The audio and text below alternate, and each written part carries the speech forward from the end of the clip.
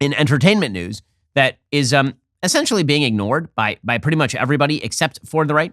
Hasan Minhaj, who is a pretty famous comedian, he apparently has basically just been making up stories about himself about how horrifying American racism is.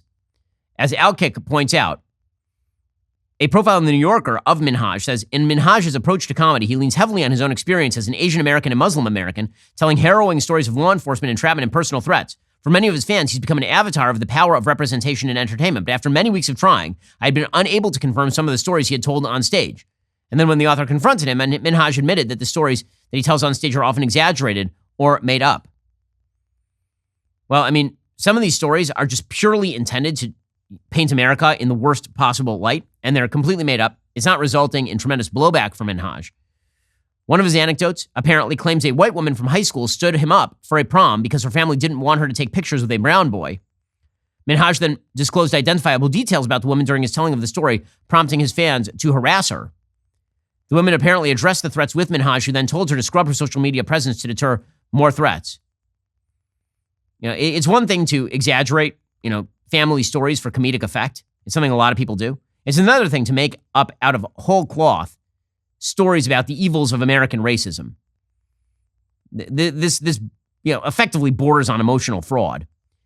And the fact that there are so many people out there in Hollywood who are making excuses for him, people like Whoopi Goldberg out there suggesting that this is totally fine. Again, would Whoopi Goldberg say that about anyone else? I have a difficult time believing that she would. Whoopi Goldberg's defense of him is that this is what we do. Quote, that's what we do. We tell stories and we embellish them. Goldberg said that she recalled a time when a reporter called to fact check one of her stand-ups in which she said she had a degree from NYU. She told the reporter she did not have a degree from the university and never said she did, before realizing he was referring to one of her stand-up characters.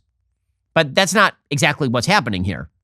Right? Minhaj tells stories that are ostensibly about himself, and those stories are false, and they are inherently tied to the idea that America is a deeply evil and racist place.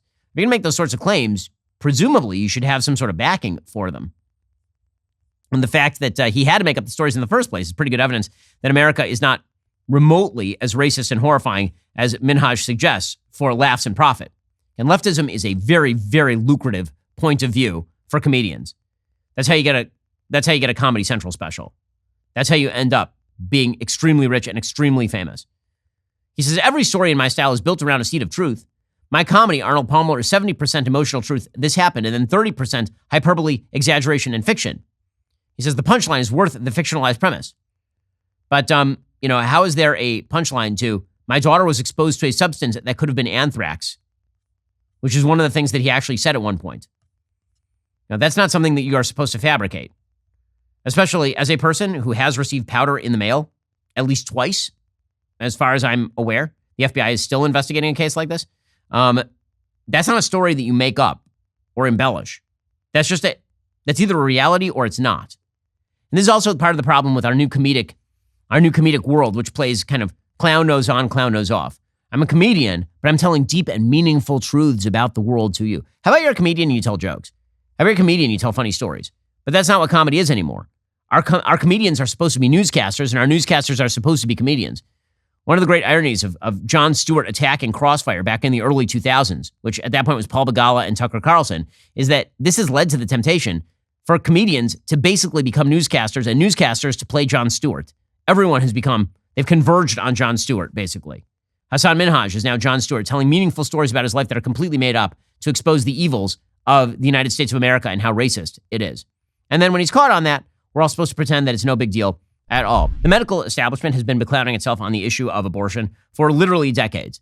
Many doctors have grown callous because it seems surreal to think that over 64 million babies have been killed. Preborn will not stand silent, nor should we. We can't stand by and let babies die at the hands of abortion. This is why preborn exists, to stand up for those who cannot defend themselves. The only defense for these precious babies is their heartbeat, which begins at just 3 weeks and can be heard on ultrasound by 5 weeks. When a mom making that ultimate choice hears her baby's heartbeat and sees the precious life in her, the majority of the time she will choose life. By sponsoring an ultrasound for a mom, you are being the voice of the preborn. Please join Preborn in the cause of life. For just $28, you can be the difference between the life and death of a child. These ultrasounds, they're basically magic. I mean, they're amazing. The technology is incredible. We met all 4 of our kids long before they were born. It changes your perspective on what life is like in the womb when you can actually see your baby's face. To donate, dial pound 250, say keyword baby. That's pound 250 baby, or go to preborn.com/Ben. That's preborn.com/Ben. Once more, preborn.com/Ben.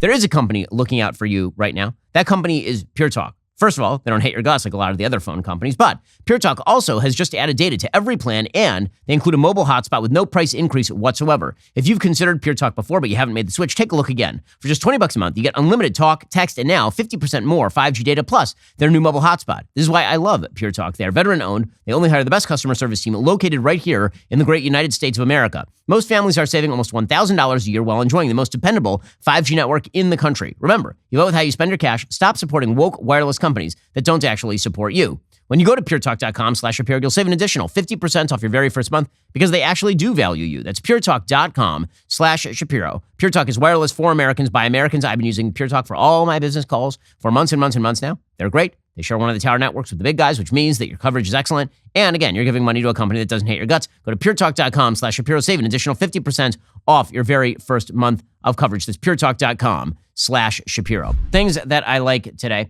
A lot of states are now starting to cut ties with the American Library Association, which is utterly appropriate considering that the ALA is now a left-wing interest group like so many of our public institutions. Senator Mike Lee, according to the Washington Post, has now targeted the ALA when it was his turn to question witnesses. He called up a video of Deborah Caldwell Stone, director of the American Library Association's Office for Intellectual Freedom. In a Zoom call, Caldwell Stone had been recorded arguing book advocates should reframe the book challenges. This debate should not center on whether titles are sexually inappropriate for minors, said Caldwell Stone. It should be about diverse materials that are about everyone's right to see themselves and their families reflected on bookshelves.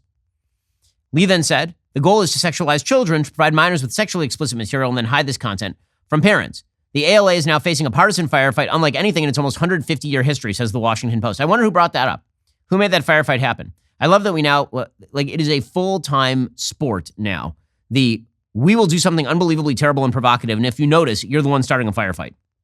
The once uncontroversial organization, which says it is the world's largest and oldest library association, and which provides funding, training, and tools to most of the country's 123,000 libraries, has become entangled in the education culture wars, the raging debates over what and how to teach about race, sex, and gender, culminating in Tuesday's senatorial name check. Like Lee, politicians and parents on the right increasingly paint the association known as the ALA as a defender of pornographic literature for children, tying their allegations into a broader conservative movement that asserts school libraries are filled with sexually explicit, inappropriate texts. A 2022 tweet in which the organization's president called herself a Marxist lesbian added to the concerns. Well, you think?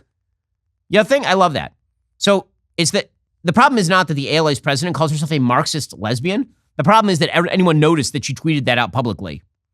Over the summer, state libraries in Montana, Missouri, and Texas announced they were severing ties with the ALA, which is good. They should. Meanwhile, librarians and those on the political left are defending the ALA as a key provider of money and skills for librarians. In particular, they are citing an ALA report tracking 1,269 attempts to remove library books in 2022, the highest number of challenges to books since the ALA began compiling stats on the issue. What are the issues? They're all related to LGBTQ plus minus divided by sign books directed at kids. Well, good. Good for parents for finally waking up and taking notice. The fact that this is somehow considered an instance of right-wing radicalism is truly an astonishing and silly thing. Are you tired of the lies and the twists of the mainstream media talking points? Yeah. Me too. Join me in my newest series, Fact, where I dismantle and bring truth to this tiring mainstream agenda.